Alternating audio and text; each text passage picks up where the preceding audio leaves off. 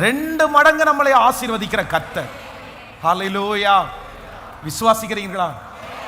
நாம் நம்புறேன், நமக்கு எல்லாரை காட்டிலும் கர்த்தர் 2 மடங்கு நமக்கு தரப்போறார்.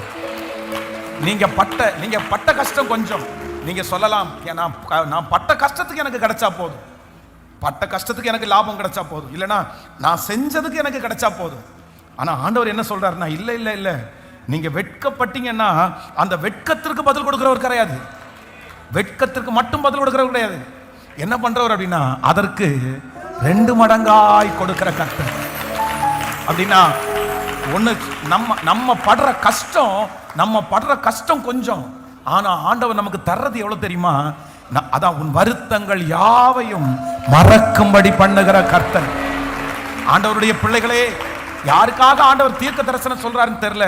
இன்னைக்கு இப்ப நீங்க கடந்து போற பாதை ரொம்ப நீங்க கஷ்டப்படலாம், ரொம்ப கஷ்டப்படலாம். யாருக்கும் இல்லாத கஷ்டம் உங்களுக்கு வரலாம், யாருக்கும் இல்லாத அவமானம் உங்களுக்கு வரலாம், யாருக்கும் இல்லாத வெட்கம் உங்களுக்கு வரலாம்.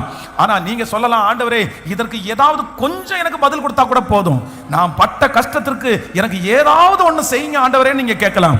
ஆனா ஆண்டவர் நீங்க பட்ட கஷ்டத்திற்கு 2 மடங்கு உங்களுக்கு கண்டிப்பா கர்த்தர் தருவார். ஹல்லேலூயா. எனக்கு கர்த்தர் நீங்க கேட்டு வேதத்துல கேட்டு பாருங்க, எத்தனை கஷ்டப்பட்டாங்களோ கஷ்டப்பட்டதற்கு கர்த்தர் பல மடங்கு கர்த்தர் தந்தார். இன்னைக்கு நீங்க படுகிற கஷ்டம் உங்களுக்கு மறக்கிற அளவிற்கு கர்த்தர் உங்களை ஆசீர்வதிப்பார். நீங்க படுகிற கஷ்டம் வீணா போகாது. கர்த்தர் சொல்கிறார், இதற்கு பதில் அல்ல, இதற்கு 2 மடங்கு பதில் உனக்கு தருவேன். ஆமென். ஒரு 10 மினிட்ஸ் நான் உங்களை ஜெபம் பண்ணி அனுப்புறதுக்கு நான்